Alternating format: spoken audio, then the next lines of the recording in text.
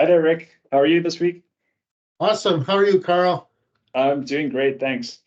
Um, Rick, you wanted to tell us about an article you read this week about parenting and kids and all the things that can go wrong. Why don't you take it away?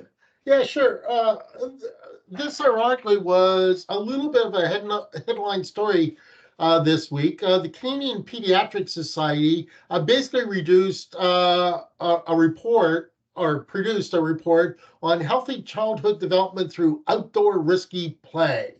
And in essence, this is a repeat of a report that they issued roughly a decade ago that more or less said stop bubble wrapping our kids. And so the news sources in Canada essentially adapted it as stop bubble wrapping our kid.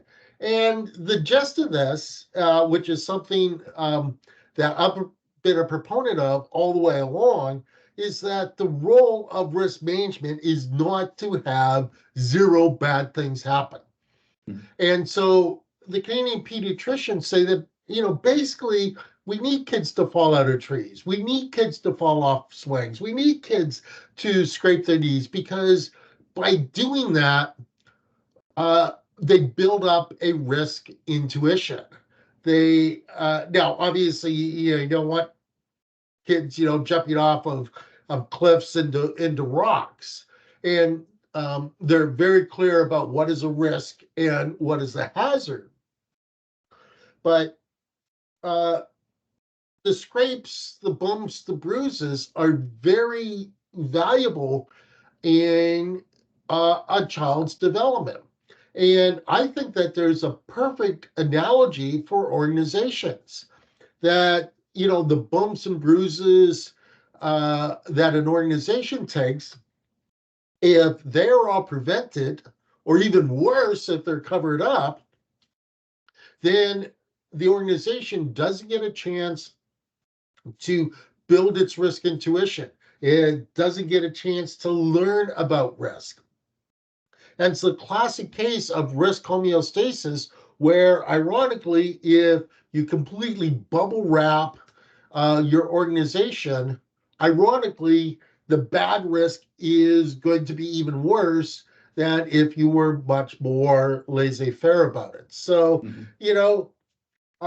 that's kind of the report in a nutshell. Again, 10 years ago, it was even uh, more open. The report by the Canadian Pediatric Society then that basically said, almost force your kids to get bumps and bruises.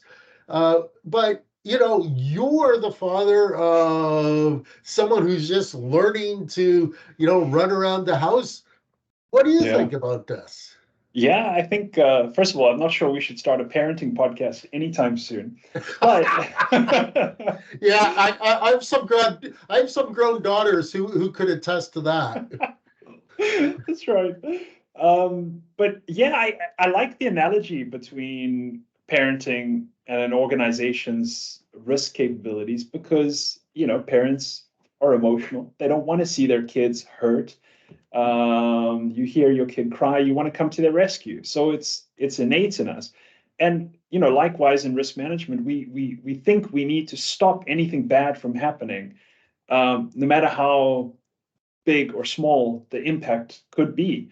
Um, and so it's a difficult balance to find between I've almost a 1-year-old son, so I'm not going to give him dangers that a 10-year-old could face, but he should face some kind of obstacles that challenge him. Sometimes he gets frustrated. That's okay, but that make him more resilient and help him solve different problems. Because I'm curious what you think, Rick, but I guess the downside, the danger really is that if we don't allow that to happen and them to face dangers, parents and risks, um, you could face even a small danger down the road and not know how to deal with it, and you panic instead of thinking, well, I've been through something similar. Let's try this. Let's see how it goes. Yeah, I think you perfectly described how risk homeostasis sets in. We get so used to the safety systems in our car, we just assume that our car is going to deal with all unsafe situations. And when we face a new or novel situation, a new or novel unsafe situation, because we don't have any practice in the past, neither we nor our car have any clue or any ideas even on how to deal with it. Um, my wife and I think, probably allowed our kids to have more knocks than most. And probably we were not the most sympathetic kids when, a related experience when I was growing up. I was a hockey player, growing up. And, I played competitive hockey. And in one game, I got knocked over and my glove came off and someone skated over my finger. And I remember, obviously it was quite painful. My finger's fine, but, obviously it was badly cut. And, they more or less taped it up, finished the game. And the next day at school, I remember my pain was really throbbing. And I go to the teacher, can I have an aspirin? She goes, suck it up. And, if you're big enough to play hockey, you're big enough to deal with it. And I thought, you know, that's an interesting approach. But it was very valuable because it built up, the first time it built up my tolerance for pain.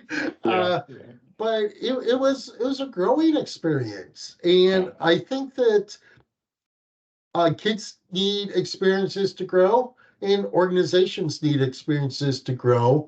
And also, it's through things that are risky that we also learn about things that are joyful and fun and exciting and profitable. So yeah. Well, it makes me think. Early on in my relationship with my wife, we decided to go on a hike somewhere around North Vancouver somewhere. And I like to take shortcuts. I have full faith in my ability to navigate where I need to go by taking an alternative route. I hear this is a problem amongst most men. And we ended up lost in deep undergrowth and both petrified that we would get attacked by a bear. And you know what? We still laugh about this incident. And the reason I bring it up is I think we after the fact we look back at these things and realize it made the relationship stronger. It made us more capable of dealing with bad situations and emergencies, which are going to happen. They're inevitable, right? You cannot stop them. And that's a valuable lesson for companies to learn, that it doesn't matter how many policies you put on somebody's desk and make them read. There's only so much you can learn that way. But taking small risks, maybe simulated risks, and understanding the consequences and how to face those in the future could be really helpful to a lot of people. And also, Rick, it makes me think of the surveys we often get these days to do with risk culture, which is a very important topic in banking this year. And one of those questions is, do you feel, they phrase it different ways, but do you feel safe? Do you feel able to voice a mistake that you've made? Or are you scared of consequences? And I think that's a pretty good question, because it gets to, can I share this experience with the rest of the team? Do I have full faith that they understand a mistake was made? Am I not going to get fired for it? I think it really helps to foster a culture where people are sharing the bad side and learning from it, right? Trying not to make that mistake the next time. How can we put in place a different way of doing things, or institute a check on somebody's work so that we avoid that? Because mistakes will happen. Mistakes will happen, and bumps and bruises, will happen. I'd like to give one further example of this, before we close off, is when my daughters were in high school, they both played rugby. And for a lot of parents, well, you let your daughter play rugby, what kind of an animal are you? You're obviously an irresponsible parent. And yes, there are the shirts that say, give blood, play rugby and all that. And I've got all of those. And yes, I jokingly say, read my book, Emergency Rooms of the Maritime Provinces, because I do think that I've been in almost every one of them at rugby tournaments. But what people miss is in rugby, yeah, you are almost guaranteed to give blood. And you are virtually guaranteed to get bumps and bruises. But what you miss, if you focus only on that, is uh, uh, the sense of team that the girls get, the sense of self-esteem that the girls get, obviously the physical exercise that the girls get. Uh, uh, there's just so many positive benefits that come out of it. And here's the irony, is the number of serious injuries are tiny, minuscule, or at least compared to other sports like hockey and football. So in rugby, you're almost guaranteed to get, dinged up. Yeah. But you learn very quickly to avoid the really serious injuries, whereas football, a very similar sport where you're protected, to the max, the serious injuries, because you are protected to the max, are much, much greater. So there's lots of values in getting dinged up. One thing that we should point out just before we leave this article is they do make a clear distinction between risk and hazard, but perhaps that's a discussion for another podcast. Perfect. Yeah, excellent. So get out there and play rugby, folks. I think that's the message from Colin Risk Talk Risk today. Don't bubble wrap your kids. That's it. All right, don't Rick. Bubble wrap your organization. That's it.